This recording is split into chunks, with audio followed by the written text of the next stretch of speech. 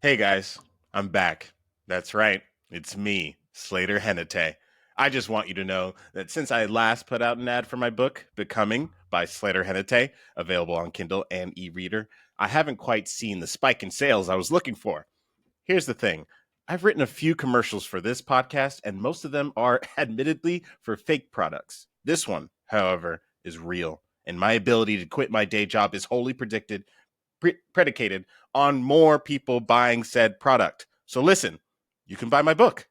Now, you may be thinking, Slater, that guy's just a dumb alcoholic. And yeah, you're super correct. No one is going to deny that. But so was every other writer who made a lot of money. And listen, I'm not looking for fame. The last thing on this planet I want to be is famous. I just want the money. Like, I just want to fuck off and ride a dirt bike and maybe open a charity to, one, avoid taxes, and two, have that charity support my friends in the arts. Like, stuff like that. If I don't do it carefully, looks an awful lot like tax evasion, which is what put Capone in the slammer. He also died of syphilis, but that's mostly unrelated. What I want is kind of like how being rich works, but like ethically. Please don't eat me. LOL. Like one rich guy and just an absolute ton of nepotism. That's really all I want. I'll probably hire someone to pretend to be me for interviews or whatever because I would literally rather ride my skateboard. Just buy my book. Okay? Doesn't it sound like a better world if you buy my book? It's called Becoming by me, Slater Henete. Just go on Amazon. Oh, Amazon is unethical? You're right. Every second you're not revolutionizing, you're contributing to the worsening of this world. You didn't take to the streets when you found out who all was in the Epstein files, so not ordering my book from Amazon isn't making the world a better place. You don't want the world to be a better place. If you're being honest with yourself, you're comfortable enough. You just want satanic overlords with prettier smiles. If I make enough money, I'll get veneers. By Becoming by Slater Henete, not by Michelle Obama.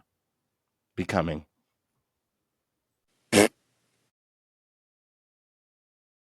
So yeah, Kubrick's next film in his lineup, 1975, Barry Lyndon. Slater, I know you said that this is one of your top favorites, but an Irish rogue wins the heart of a rich widow and assumes her dead husband's aristocratic position in 18th century England. What can you tell us about this one, Slater? Yeah, I mean it's how to succeed. How, the movie. Oh man, I quit. The movie is basically how to succeed in business without really trying, except he fails every single step. It's quite funny. The movie is actually, in my opinion, it is his funniest movie. Also his most beautiful. I know that the lenses that they designed, I think that the lenses that they designed to get the shots that they got that were all by candlelight were then adopted. They were either NASA lenses or NASA adopted the technology. And I don't remember which one it is, but yeah, there's some of the most gorgeous just candlelit cinematography. Yeah. And again, the movie is it's quite funny. I think it's hilarious. It's kind of boring too, but it's quite funny. Right. You seen this one, Jared? I thought I did, but no, maybe not. I think he showed you this me. one too. I've seen it. What do you think? It's good. It was a summary. So memorable. Who's your favorite character? I would say the summary, from what I remember, it's an Irish rogue. It wins the heart of a Irish widow and assumes her dead husband's aristocratic position in 18th century England. God. Yeah, I haven't seen this one. But, and there's this candlelight thing. NASA took the lenses or something. Production was moved from Ireland to England after writer, producer, and director Stanley Kubrick received word that his name was on an IRA hit list for directing a movie featuring English soldiers in Ireland. Consequently, several scenes were dropped. Dang. That's weird because I feel like Kubrick would have been on the side of the IRA. Do it. He was driving one of the taxis. I feel like going through this trivia and all this stuff, I'm like, Yeah, I can see why somebody might have taken Stanley Kubrick out, man.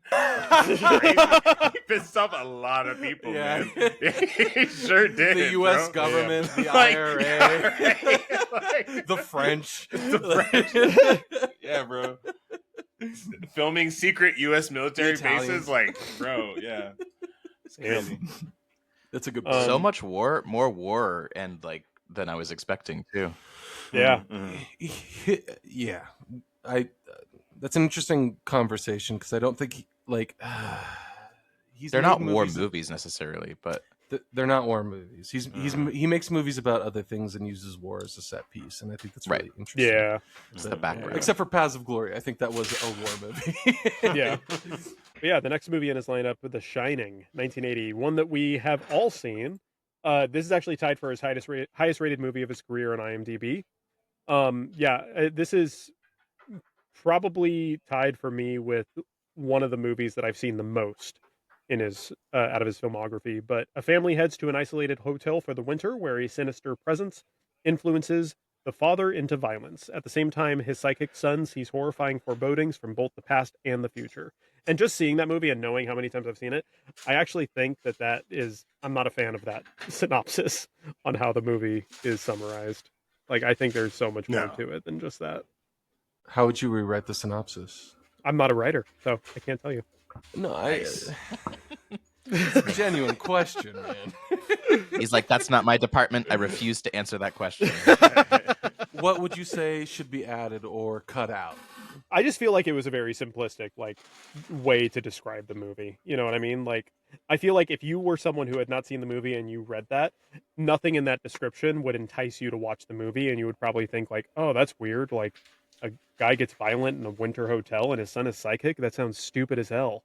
Which, you know, I guess is half of Stephen King's synopses, but I don't know. I just feel like it wouldn't, like, convince, like, a layman to watch that movie. I think it depends. I think the A24 crowd would be stoked on it, but I think your average horror movie watcher, which I am the average horror movie watcher, would maybe not be super enticed by it. I think I agree. But yeah, Jacob, since you've seen this one, what do you think of it? It was great.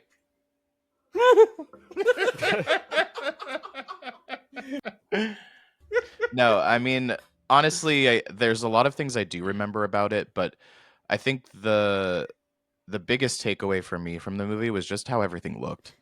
It was shot so well. The scenes were great. The acting was really great. I love Shelley Duvall for literally no reason other than the fact that she's Shelley Duvall. Hi, I'm Shelley Duvall. Hi, I'm Shelley Duvall. And hi, I'm Shelley Duvall. Oh, that's literally my favorite thing she's ever done. I don't know. That was kind of my takeaway from it. I think I've only seen it maybe once, maybe 1.5 times. So my recall on it isn't great. But I remember it being really pretty. Mm-hmm. So. Yeah, especially that opening shot. It is a very aesthetically. Yeah, definitely. Mm-hmm. Yeah, beautiful. This is one of those movies that I think of as well when we talk about, him shooting multiple takes, like, of one scene. Like, obviously, the scene, like, how he treated Shelley Duvall in that movie was just insane. Poor Shelley. By the way, like, yeah, it's like she didn't do much after this movie. Like, the only thing I could think of that she did after this movie was Popeye, which I think was after this movie. She was in a TV show not too long before she passed away. Oh, was she? I don't remember what it was though. But Gotcha. yeah, big love to Shelley. She was great. The piece of trivia that I found on this one, director Stanley Kubrick had a good relationship with the young Danny Lloyd, and since it was his first acting job, he was highly protective of the child. During the shooting of the movie, Lloyd didn't even know he was in a horror film and only realized the truth many years later. In later interviews as an adult, Lloyd mentioned that Kubrick would even play ball with him. For years after the movie, Kubrick sent Christmas cards to the Lloyd family and even phoned Danny to congratulate him on his high school graduation. Which, honestly, like, I think that's really cool. I thought that was a really cool little tidbit because, like, you think of Stanley Kubrick, like, he's just into his craft and everything, but the fact that he took such a connection and such a liking to Danny Lloyd, and, like, he was super protective of him, it sounds like. Like, that's, I thought that was a really interesting little tidbit. It's weird, especially in contrast to his relationship with Shelley Duvall in that movie. Absolutely, 'Cause, absolutely. he kind of he's kind of a douche to her. Yeah. What do you guys think Yeah. about the conspiracy theories surrounding that movie? Do you guys know any Dude, of them? I think it's fascinating. Yeah. I mean, I think it's fascinating. It's- Have you seen the documentary? I wish I read the book. Mm. I think that might, because it's hard thinking that if it's coming from a book, I don't see how that all ties in. But yeah, Kubrick can totally put in those things as well. But Yeah. I don't know. I'd love to believe that. I think it definitely tracks with these these last three movies of his. There's a lot to be said about that too, and the end of his life. Yeah. It's also fun. I love conspiracy theories. Me too, man. What a fun little Yeah. logic game you get to play anytime you hear Yeah. one. Yeah. Well, that was like What was? so- Oh, hang on. I think my audio cut out when you guys talked about the actual conspiracy, so I have still Oh, we no didn't. idea.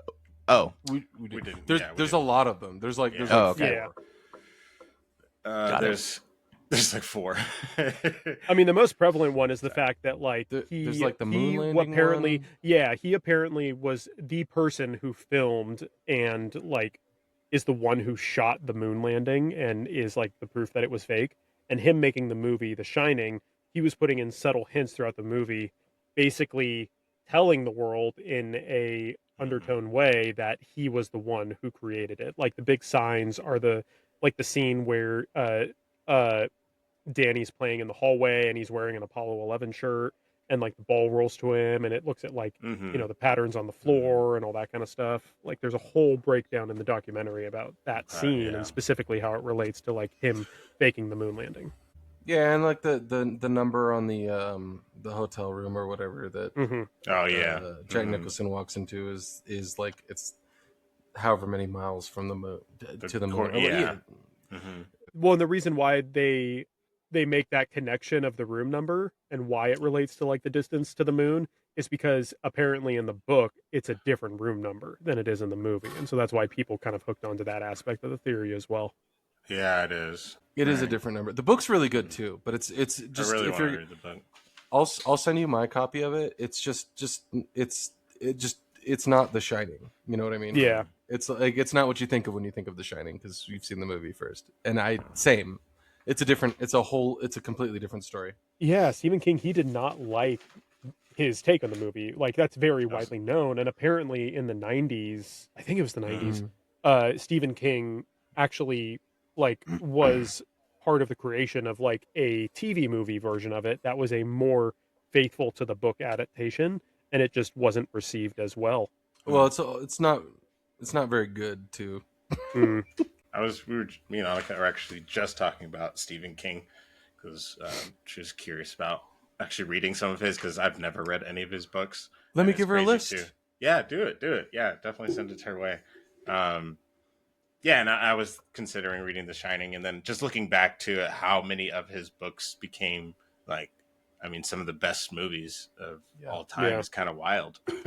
Sometimes better movies than books too. Yeah. I'm kind of getting that vibe, especially if you don't like Stanley Kubrick deciding to make your book into a movie, bro. Like, Right. let him cook. Let him cook. It's crazy. So the next movie on Kubrick's lineup is Full Metal Jacket, 1987. So this is the movie that's actually tied with like the one that I've seen the most, next to The Shining. This is I would probably list this as, I mean, I haven't seen all of his movies, granted, but like I would list this as like my favorite movie of his. A pragmatic U.S. Marine observes the dehumanizing effects the Vietnam War has on his fellow recruits, from their brutal boot camp training to the bloody street fighting in Hue. Is that how you pronounce it? Hue? Hue. Huey Newton. Boo. Thank you, Jared. Yeah. What do you guys think? What do you guys think of this one? Terrified. Jared hates that movie. I hate it so much. You do? I always hate war movies, and it has everything in it that I hate about war movies, and it So tell me, why? pushes it to the limit. Because war's awful, and it really just Yeah. shows what it does to people's heads and lives and everything. And uh, he does a great job at it. I don't think I've ever seen anything else that has really captured that. There's like Jarhead, and then there's the other ones that kind of like make it this cool fantasy thing, like 1917 or wherever, and they're fun. They're like more, I'd say like this is closer to. I know The Pianist isn't like a war movie, but it does still deal with that. Yeah. During and the aftermath, and that like just how chaotic it is. But yeah, it's and the acting's just so phenomenal in this movie too. So it messed me up. Gotcha. Yeah, Matt Modine he's a rock star. He really does a really good job in that movie. Yeah, Vincent D'Onofrio is. I mean, he's the reason why the first half is like hailed as high as it is. Like it's solely on him, and Arlie Ermy are the two reasons. Ermy's fantastic in the movie too. And it's fascinating because like this is a pretty widely known like trivia topic on it, but Arlie Ermy was originally meant to come in to teach the actor how to act like an army sergeant or like a training recruit sergeant. And Kubrick liked him so much that he literally just cast him in the movie. And so obviously, it was his first role and all that kind of stuff. I think most of his lines were improvised too. Yeah, I did hear that. Yeah. Which is hilarious because that's so quotable. Yeah, exactly. Just riffing. Down your neck. Fuck you. Yeah, one of the trivia that I picked out of it was one scene that was cut was a scene where the recruits were playing soccer, but the scene was cut as it was revealed that they were kicking around a human head. And so that was crazy. That tracks. See that's the type of stuff I'm talking about, bro. Just horrific, man. Well, and keep in mind when I say like this is my favorite of his, I would say like the reason why this is one of my favorites of his is not because like, the glorifying of the war aspect of it. I think it's the commentary of like the war aspect of it. You know what I mean? Like it is, I mean, it honestly to me is like someone who is against the Vietnam War's wet dream. Are you currently against the Vietnam War? Currently actively against the Vietnam War. Definitely. Never stops. He's protesting it right now. Thing going on in Iran, that's fine. Ukraine-Russia situation. No, we're not worried about that. I'm worried about Vietnam. If I could be more hipster than you, I'd say I'm opposed to the Korean War. Nice. But I would actually make the case that I think the thing that makes the movie more frightening to me is that I don't think of it as a war movie. I mean, I think a lot of Kubrick, I said this earlier, but I think a lot of Kubrick's work is about power dynamics, not necessarily like, and that's why I think war is is a topic that he returns to often. Yeah. Because he's concerned with power. And I think that is one of his most, like, when I think of Full Metal Jacket, I think of Epstein Island. You know what I mean? I don't necessarily think of war specifically. I think of power, and I think that's the thing. That's the like more or less the unconscious thing that makes that movie frightening, because it's one of his more frightening movies. It's a frightening movie. It's not. Yeah. It's not like a standard war movie where there's this sense of purpose or accomplishment or nihilism or failure, right? Like there's so many ways you could do a war movie. That movie's just scary. It's just scary. I mean, again, having seen none of these, it just, everything we're kind of talking about seems like the through line is power and what it does to the human psyche and the effects of it. Because even looking at The Shining, it's you have this father dynamic and watching that deteriorate and what that does to everyone else around him. So I don't know. Yeah. No, he's just I guess I never really thought of it like that, but yeah, he's kind of one of the best like psychological thriller creators, because I mean I don't know, you don't wish you like unsaw most of his movies. Like they're great, it's beautiful, but man, it sits with you. It really does. Yeah, it does a wonderful job. Yeah, I agree. War, what is it good for? Stanley Kubrick films. Absolutely nothing. Say it again. Say it again.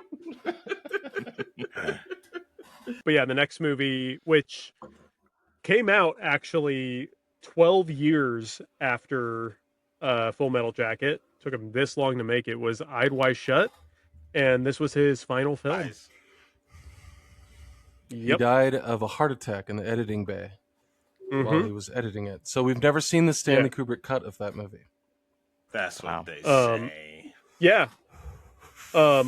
My computer is frozen though, so I can't read the synopsis of this one. If one of you guys can read it. Tom Cruise and Nicole Kidman have a marital issue, and then Tom Cruise goes out for a night on the town, finds himself at the Eyes Wide Shut at Epstein Island. So I don't have access to the synopsis, but I can read the trivia on it. Oh my God. It says Tom Cruise and Nicole Kidman signed open-ended contracts for the film and agreed to work on it until Kubrick released them, however long it took. That's crazy. I find that unsurprising, though. Yeah, isn't that wild? Did you guys know? Nobody's eyes were actually shut in the movie. Shut the fuck up. Everybody's eyes were actually open. Like nobody blinked? Nobody. No, he's being a dick. Not a one blink. Oh, I thought you were I serious. wouldn't know. I haven't seen it. Super Oh, no. Well, I have seen it, but I don't remember anybody blinking. No, but yeah, I love the conspiracies on this too. Me too. What conspiracies do they have for this one? So I'm not as familiar with the conspiracies for this one. I mean, this especially Epstein Island type stuff, you know. Yeah, and Hollywood, and it's really funny too that he chose Tom Cruise, which is hilarious. Scientology, in my man. opinion. Yeah, I think that's really funny. Yeah. Yeah, I wonder if I think Tom Cruise killed him. Tom Cruise does all his own stunts. But but no, I think one of the like, so the movie is about, like, if you take away the conspiracy theories, the movie is about a husband and a wife who are they're two separate people who can't understand each other's inner worlds. Mm-hmm. That's effectively what the movie is about, which sort of more or less plays into Kubrick's power thing, right? Because then power is an impression that you have, as opposed to something literal and absolute. But the conspiracy theories around it are basically just taking the movie at complete face value, which I think is very funny, because the whole thing with a lot of conspiracy theories, and again, I'm a big conspiracy theory guy. I love this stuff. Mm-hmm.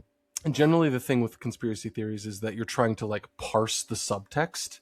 But the conspiracy theories surrounding Eyes Wide Shut are just like, that's it. That's the literal thing. That's absolutely they did it. They're telling the whole truth and nothing but the truth. So yeah. Exactly. Yeah. I think that's kind of fun. Yep. All right, we're going to go ahead and round out our Kubrick Kriterion. We're going to round it out with our wind down topic. But before that, we're going to go ahead and take a quick ad break. Quick question. When was the last time you actually used a penny? Exactly. Stores don't want them. Self-checkout machines reject them. Some companies are rounding prices now like pennies just emotionally exist. Meanwhile, you've got a jar at home, slowly becoming a retirement plan made of disappointment. That's where Pennywise Collecting comes in. We're the company that says, if businesses don't want your pennies, we do. Send us your loose change and we'll count it, roll it, turn it into actual usable money, and finally give your penny jar closure. Whether you've got 14 cents in your cup holder, $6.83 in an old coffee can, or that one friend with a 5-gallon water jug full of coins, you know the one. We'll take them all. Pennywise Collecting, because somebody has to believe in pennies. Visit pennywisecollecting.com and remember, pennies may not matter to big corporations, but they matter to us. And honestly, they should probably matter to you too. That jar is getting heavy. Slater, we all know you're the one to collect the 5-gallon water jug. Yeah, bigly. 100%. That's my goddamn jug. What the fuck is wrong with Slater? Seriously, why is that guy so aggro? Chill out, you good? And do you really not like movies, or is that just a bit? I feel like he wants us to think it's a bit, but like he's kind of serious, or does he want us to think it's a bit, but he's actually serious? Do you think he's insane? And like, at what point did he lose his marbles? Because it's not like he's ever really been stable. I mean, how absurd do you have to be to write this about yourself? That's right, Slater wrote this shit. Is this a cry for help? Should someone help this man? Like, what the fuck is wrong with him? Paid for by Slater's friends. And welcome back. I had to take a little bit longer of a break than anticipated, so thank you guys for staying with us. It was a long ad. Huh? Yep. It was a really long ad. That's what it was. I think there's supposed to be like an anecdote or something we tell here, but the people who are listening actually won't know anything at all. Just happened. The fact that we had to take a week break in between that ad segment is irrelevant to them. Irrelevant. So, for our wind down discussion, to still kind of keep it in with Kubrick adjacent, I figured we'd talk about his I don't know, what would you describe it as? His spiritual final movie, in a sense, but it's one of the last movies that he technically like worked on or had some hand in, and that was AI, Artificial Intelligence, which came out in 2001. This is a movie that Kubrick actually worked on for years before his death, leading to the movie being taken over by Spielberg. What did you guys think of this movie? Because I know we've talked about it a lot in the past. Yeah, I'd loved that movie. I don't remember when I saw it. I feel like it was very late in the game. I think I was doing the IMDb top 250 movies, probably was later. And I just thoroughly enjoyed it. Everybody's performance was really good, and it might be my favorite of Spielberg, and kind of makes sense now if Kubrick had his hands on it. Yeah, I mean, definitely not my favorite of Spielberg. Mm-hmm. Jude Law's performance was phenomenal. But Alec, having said that, what would you say your favorite Spielberg is? I know we're not talking about Spielberg, but I know we're not. But Jaws is it's my favorite horror movie of all time. It's like there's nothing that comes close to first, in my opinion. Did you see it when it returned to theaters? I saw it when they played it actually at the Hollywood Bowl with a live orchestra. And that was phenomenal. I freaking loved it. But yeah, and for me, like a close second would be Saving Private Ryan of his. And so I really saw Saving Private Ryan. Yeah. Sorry, what were you gonna say, Jared? No, go. I was just gonna say I saw Saving Private Ryan way too young. It's a hard watch. My dad convinced my mother. He was like, no, it's a historical movie. And then the whole movie, he was like, oh, I don't remember that.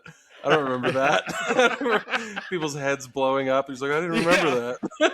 It's like, oh well. Jacob, did you ever see AI? Did you ever watch that movie? No, I didn't. Okay. What do you know about it? Just didn't. You're kidding. The title. And you also know that Jude Law's in it just by context clues. That's true, yeah, by my context clues that I learned in homeschooling, where I also saw Saving Private Ryan way too young because it was part of history. That's crazy. Damn. To be fair, the depiction of D-Day was supposed to be relatively accurate, which is pretty disturbing. Yay. Yeah. I saw it too young, and I saw it at like 21. Still too young. Now is still too young. True. Yeah, dude. Oh, also, I was going to say, Warhorse. Go ahead. No, stop. I'm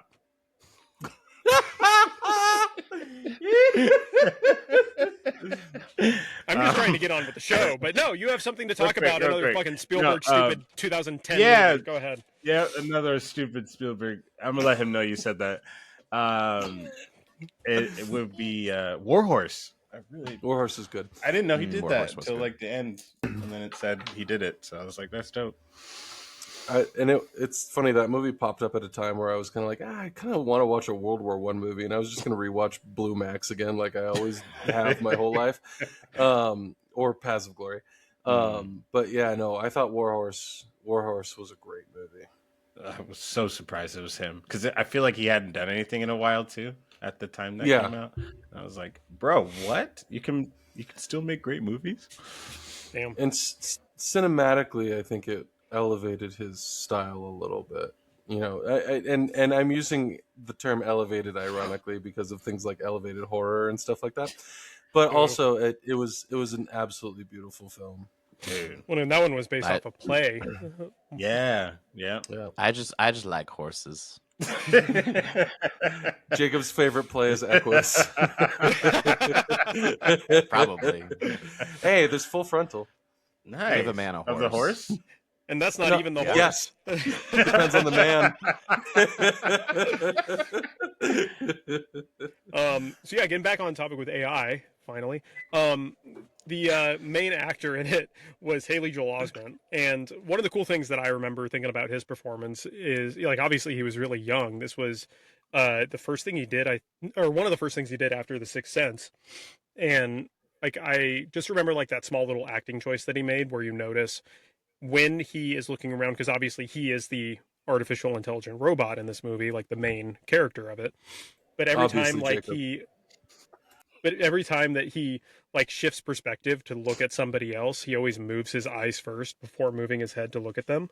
Did you guys remember that?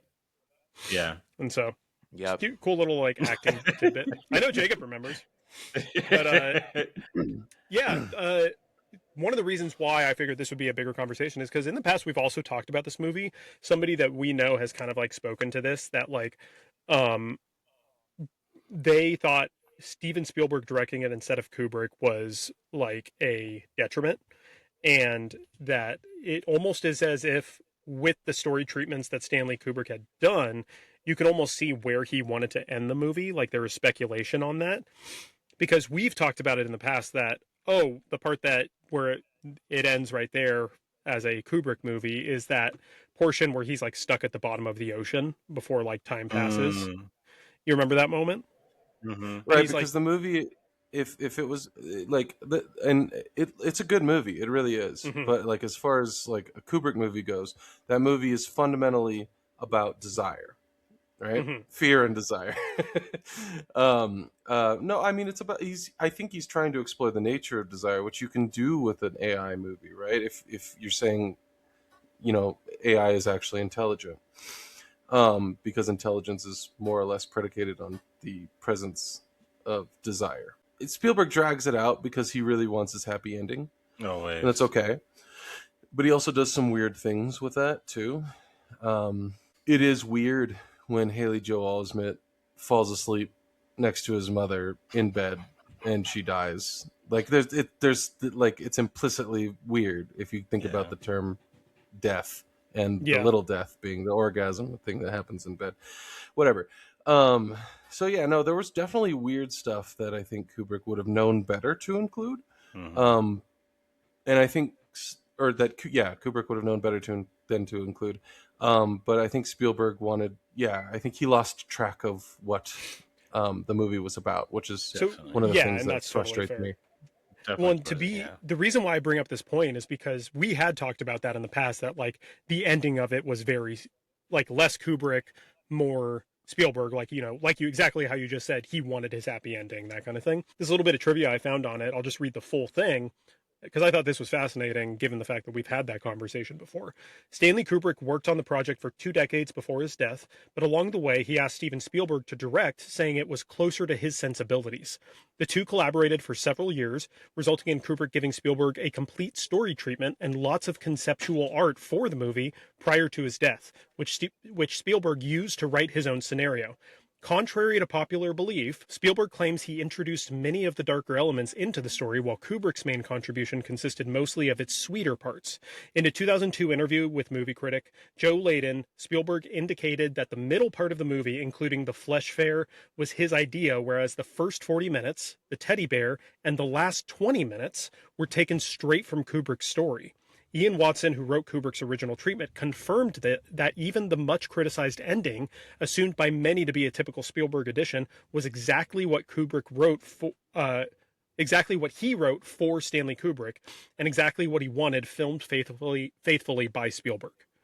And so That's fascinating to me because I absolutely would have agreed with what you had said, Slater. We had talked about it in the past, but apparently, and there's a couple different witnesses, not just Steven Spielberg's word of mouth, but the original writer of it who wrote the treatment for Kubrick said that that was straight from Kubrick. I would say the front end of the movie needs to be different. That's your only commentary on it. Cool.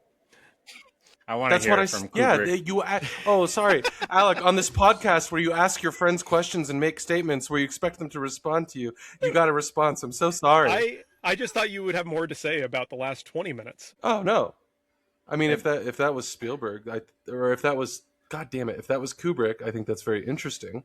I think so what do you think the of front that? end of the movie would? I think the front end of the movie would be loaded differently. That's all. Yeah, something would have been. That's what I said. Why didn't you say that in the first place, man? Go ahead, Jared.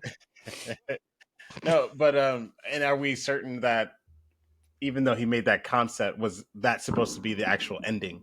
You know, like was it supposed to be there? Apparently, according to this, the first 40 minutes, the teddy bear, and the last 20 minutes were taken straight from Kubrick's story. Yeah, that's such weird writing. It's such weird Someone's writing. lying. You know, it's straight from his story, but it's like, was that? Did you put it where it was supposed to be? You know? Yeah, that all straight from fair. his treatment or whatever doesn't necessarily. That's absolutely fair. Because just because it was the last 20 minutes of the actual movie doesn't mean it was supposed to end the movie necessarily. Yeah, right. Kubrick was also, I mean, he also tried to work on a couple different styles of movies that he sort of handed off. Mm-hmm. Like, Schindler's List was not Kubrick's idea, but he was trying to work on a Holocaust movie around the same time. And I think he was too distressed by it or something like that. And he was just like, well, Spielberg's doing one, so we're square, we're good. So he did do that a couple times. It's a huge detriment because Kubrick never did a war movie, and so that would have been really cool to see a war movie from him. This is a joke. I get it. It's a weird second. I was like, I don't. This was a week-long break, but it wasn't that long, bro. All right, run it back. So it came out. That's crazy though. AI came out 2 years after Kubrick died. Yeah. Mm. Well, I mean, that's what it kind of talked about in this little like trivia thing. Is apparently they were working on it along the same time. Maybe that's why Eyes Wide Shut took so long, because he was also doing this movie with Spielberg at the same time. So he was like jumping back and forth or something. But eventually he just passed it off to Spielberg. And so who knows? You said he was working on the movie for 20 years? It said that he asked Steven Spielberg to direct, saying it was closer to his sensibilities. Oh, yeah. Stanley Kubrick worked on the project for 2 decades before his death. And along the way, he asked Steven Spielberg to come in. I do think one thing just right off the bat that Kubrick's visuals in AI, like I really do like Spielberg's visual style, but Kubrick's visual style in AI would have made that movie. What's the word I'm looking for? Just it would have been a real feast for the eyes. What makes me curious concept and with CGI and all that. Absolutely, because I mean, it does say that Kubrick gave lots of conceptual art for the movie to Spielberg. So I'm curious how much of the concept art was actually used in the movie, because some of it seems like was like some of the visuals were Kubrick's idea if he actually did use it. Yeah, cool. No, I mean more like, to be fair, that like concept art is different than a frame. Gotcha. So you're talking about like cinematography, like setups and stuff like that. Different kind of. Yeah, Kubrick's visual style. Okay, cool. I don't know why you didn't just say that in the first place, but I mean, it's been like since it came out. it's been like since it came out that I've seen AI, and honestly, I mean, you guys say you really liked it, and I just don't remember it like speaking to me as much. But again, it's one that I probably need to go back to and watch it, because it has those like interesting moments and interesting concepts in it, but I don't know if I've watched it since I've been like adult age. And so, yeah, I'll need to go back and take a look at it. I think it's just fascinating that it's this man that started this movie when he was in his late 40s. And then it took him all the way through to his, almost 70 when he died.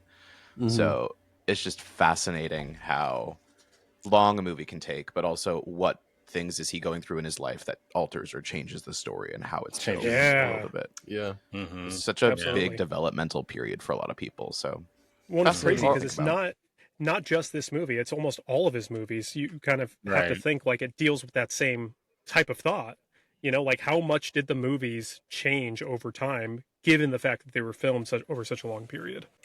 To be fair, I will say one of the things. So, like, when I was writing Becoming, I think that book took maybe 6 years in total. And from start to finish, that the first rendition of that book and the one that's published right now, two completely different books. Like, I even after the publisher agreed to take it, I even said, I was like, no, I think this next draft is going to be fundamentally different, and they were cool with that, which was nice.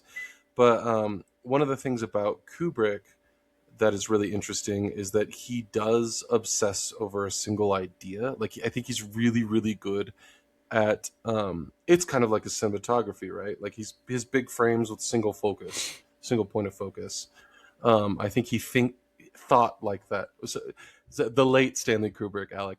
Thank you. I think he. We need that thought, specification. Thought like that. I was riffing off of you like 3 podcasts ago. Spoiler Bring it alert. back. You corrected Jared that one time. You're like, I love Kubrick's movies because, and you were like, were. Loved.